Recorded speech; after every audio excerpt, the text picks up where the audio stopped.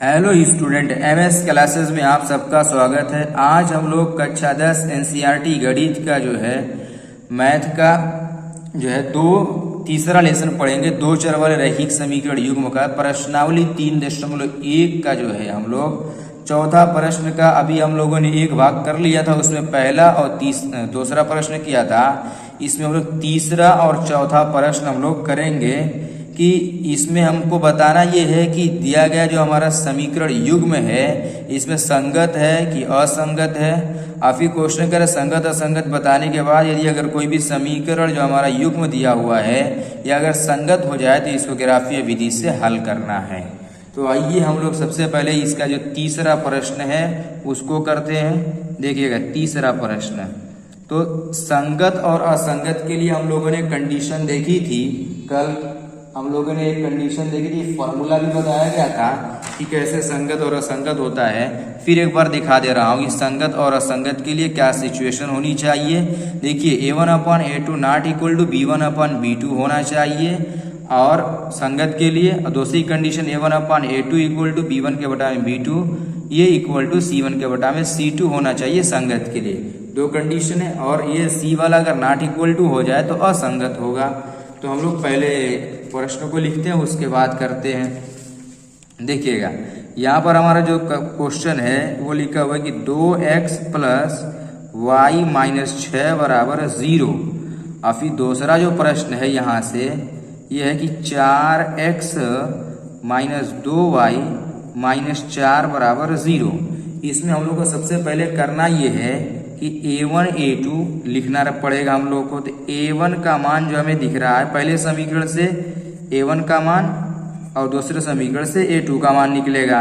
a1 का मान 2 हो गया और b1 का मान 1 हो गया और c1 का मान कितना मिला हमको -6। इसी तरीके से a2 का मान हम लोग को जो मिला वो कितना हो जाएगा यहाँ से 4 और b2 का मान जो मिलेगा यहाँ से वो -2 हो जाएगा। और c2 का मान हमें जो मिल रहा है देखिए यहाँ से जो c2 का मान मिल जाएगा वो हमें -4 हो जाएगा। इस तरीके से अब यहाँ पर देखना है कि संगत है कि असंगत है, ये सबसे पहले हम लोग को देखना है। हम लोग देख रहे हैं अनुपातिक मान a1 के बटा में a2 जो हो जाएगा हमारा वो 2 के बटा में 4, ये कट जाएगा तो 1 बटा में 2 मिल जाएगा। और यहाँ पर हमारा जो मान मिल रहा है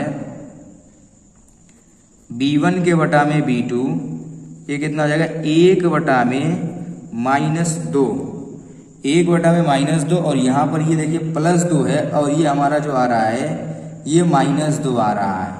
तो हम देख रहे हैं कि ऐसी सिचुएशन में हमारा ये प्रश्न क्या है, ये बराबर नहीं हो रहा है। तो जब बराबर नहीं हो रहा तो यहाँ लिख देंगे कि a1 के बटा में a2 not is equals to b1 के बटा में b2।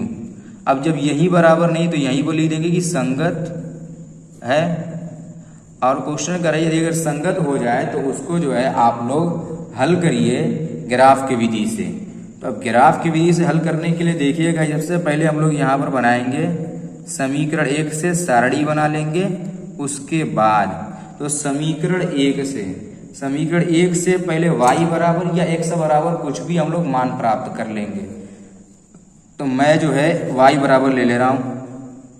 तो y बराबर, अब देखिए यही समीकरण 1 है, 6 को पक्षांतर करेंगे प्लस हो जाएगा, 2x को पक्षांतर करेंगे तो माइनस हो जाएगा, यानी 6 माइनस 2x हो जाएगा। ये हो गया हमारा 6 माइनस 2x। अब इसको जो है हम लोग इस तरीके से कॉलम बना लेंगे। यहाँ पर x लिखेंगे और यहाँ पर y। x का कोई भी मान अपने मन से ही रखना होता है। यहाँ पर x का मान अगर हम यहाँ पर 1 रख दें तो 2 एकम 2 हो जाएगा। तो 6 में से 2 घटाएंगे तो कितना हो जाएगा, हमको 4 मिल रहा है। x का मान यदि अगर 2 रख दूँ यहाँ पर तो ये 2 दूनी 4 हो जाएगा। अब 6 में से 4 घटाएंगे तो कितना मिलेगा हम लोगों को, ये भी 2 मिल जाएगा। यानी इससे जो बिंदु मिला 1 4 और जो दूसरा बिंदु मिला वो 2 मिल गया। ये समीकरण नंबर 1 से प्राप्त हुआ। इसी तरीके से हम लोग समीकरण नंबर 2 से भी प्राप्त कर लेंगे कि समीकरण नंबर 2 से क्या होगा। समीकरण नंबर 2 देखिए, यहाँ से पहले इसको जो है ये 2y को उठा के अगर मैं इस साइड कर दूं तो ये क्या हो जाएगा, हमारा प्लस में हो जाएगा। तो यहाँ से जो हमें y बराबर मिल रहा है, देखिए 2y उठ करके इधर गया तो इधर क्या रह गया, 4x माइनस 4 रह जाएगा कि नहीं रह जाएगा। यहाँ पर हमको रह गया कि 4x माइनस 4। अब y उठ कर 2y उठ करके इधर गया था तो 2 इधर गुणे में हो जाएगा।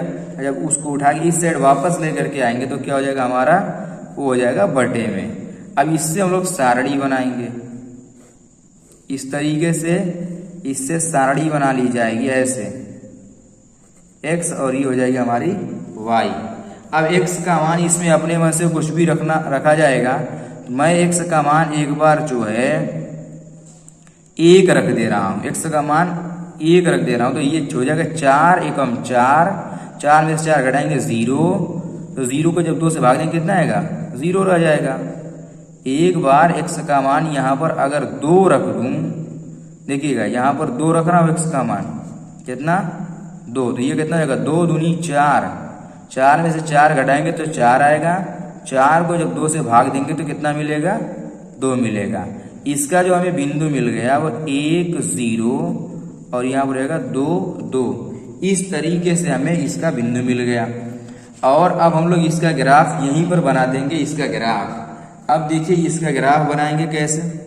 ग्राफ हम लोग बनाएंगे बिल्कुल एकदम स्केल से जो है नाप करके ग्राफ बनाएंगे, ताकि हमारा जो ग्राफ बने वो एकदम सही से ग्राफ प्राप्त हो। अब देखिए नाप करके ग्राफ बनाया जाएगा यहाँ पर ऐसे।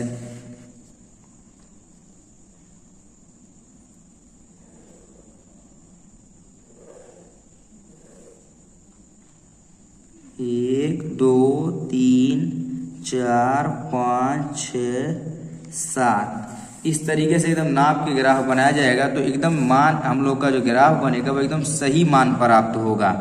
आप लोग यदि अगर नाप के बनाएंगे तो थोड़ा सा भी रेखा में फर्क नहीं आएगा ऐसे।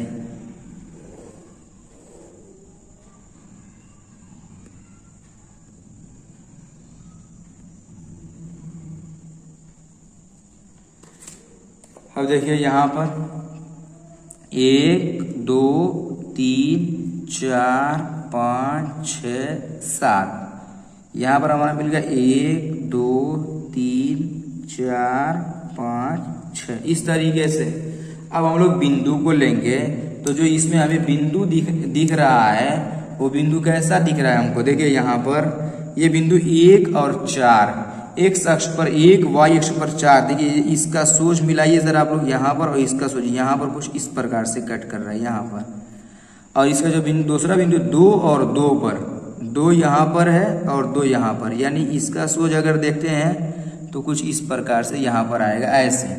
थोड़ा सा फर्क हो सकता है। आप लोग जो है स्केल से इस तरीके से सीधी लाइन खींच करके फिर इसको इस तरीके से खींच के कटान बिंदु ले सकते हैं, और इसको मिलाती हुई रेखा खींच दिया जाएगा ऐसे। इसको मिलाते हुए ऐसे आप रेखा खींच दीजिए। ये हमारे हो गया पहली रेखा का समीकरण। दूसरा बिंदु है यहाँ पर 1 0, x अक्ष पर 1 y अक्ष पर 0, x अक्ष पर 1 यहाँ पर हो जाएगा, y अक्ष पर 0, यानी ये बिंदु हम लोग को यहीं मिल गया। दूसरा है 2 और 2, यानी 2 और 2 कहाँ मिल रहा है हम लोग को यहाँ पर, यानी ये इसको मिलाती हुई रेखा कुछ इस प्रकार से खींची जाएगी ऐसे ऐसे। हम लोग देख रहे हैं कि ये रेखाएं प्रतिच्छेद कर रही हैं। ये वाली रेखा क्या कर रही है हमारी, प्रतिच्छेद कर रही है। यहाँ का बिंदु हमारा हो गया 2 2, और यहाँ का जो बिंदु हमारा है ये वाला 1 0, और यहाँ का बिंदु हमारा जो है वो है हमारा कितना 1 4। ये जो हमारा होता है इसको बोलते हैं हम लोग मूल बिंदु, जो कि 0 0 होता है। तो ये था हमारा जो है इसका तीसरा प्रश्न, जिसको ग्राफ के माध्यम से इस प्रकार से जो है हल किया जाएगा। आप लोग जो है एक बार ग्राफ को अच्छी तरीके से देख लीजिए, बढ़िया तरीके से ग्राफ कैसे बनाया जाता है।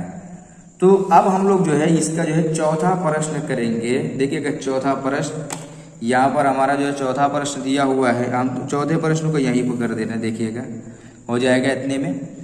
तो यहाँ पर हमारा ये चौथा प्रश्न है, लिख भी दे रहा हूँ यहाँ पर दोबारा कि 2x माइनस 2y माइनस 2 बराबर 0, और यहाँ पर है कि 4x माइनस 4y माइनस 5 बराबर 0। यहाँ से ज़रा a1 का मान निकालिए तो a1 का मान हमें कितना मिल गया 2, a2 का मान हमें मिल गया -2, अरे a1 और b1 और c1 का जो मान मिला हमें वो कितना हो गया वही -2। इसी तरीके से यहाँ पर a2 का मान जो मिला वो हमें कितना मिला 4 और b2 का जो मान मिल गया वो भी हमारे मिल गया -4 और यहाँ पर जो c2 का मान मिल गया वो हो गया -5। अब इसमें हम लोग अनुपात निकालेंगे a1 के बटा में a2, तो a1 का मान कितना है 2 बटे में कितना हो जाएगा 4, ये कट रहा है 2 एकम 2, 2 दूनी 4, कितना हो गया 1 बटा में 2 हो जाएगा। इसी तरीके से b1 के बटा में b2, ये कितना हो जाएगा -2 के बटा में -4, माइनस से माइनस कट जाएगा 2 एकम 2, 2 दूनी 4, यानी ये भी हम लोग को मिल गया कितना 1 बटा में 2। जब ये दो बराबर हो जाता है तो हम लोग को तीसरा भी निकालना पड़ता है, इसको हम लोग c1 के बटा में c2 कहते हैं। c1 का मान हमें -2 के बटा में -5 हो जाएगा, माइनस से माइनस कट जाएगा, केवल 2 के बटा में 5 मिलेगा आपको। तो हम ये देख रहे हैं यहाँ पर जो हम लोग को मिला वो a1 के बटा में a2 ये बराबर मिल गया b1 के बटा में b2 के, और यहाँ पर हम लोग देख रहे हैं ये c1 के बटा में c2 के बराबर नहीं है। यहाँ पर जब ये इसके बराबर नहीं होगा तो हमारा जो समीकरण युग्म है वो क्या कहलाएगा, वो असंगत कहलाएगा। तो यहाँ पर लिख देंगे कि असंगत है, क्या हो जाएगा हमारा असंगत है। इस तरीके से जो है इसका जो क्वेश्चन नंबर 4 जो है इस तरीके से कर लेंगे। तो ये हमारा चौथा क्वेश्चन अब जाकर के जो है कंप्लीट हुआ। पिछले लेक्चर में हम लोगों ने 2 क्वेश्चन किया था और इसमें भी 2 प्रश्न कर लिया। तो ऐसे जो हमारा जो है क्वेश्चन ऐसे लगाना है। तो उम्मीद करता हूँ कि आप लोगों को जो सारे प्रश्न समझ में आए होंगे, तो आप लोग बढ़िया तरीके से पेपर की तैयारी कीजिए और अच्छी तरीके से क्वेश्चन को हल करिए ताकि सभी क्वेश्चन आसानी से हल कर सके। क्वेश्चन को समझने का सबसे बेहतर तरीका है कि आप लोग इसको ज़्यादा से ज़्यादा प्रैक्टिस करें, बार बार उसको लगाएं ताकि आपका जो है क्वेश्चन समझ में आए अच्छी तरीके से।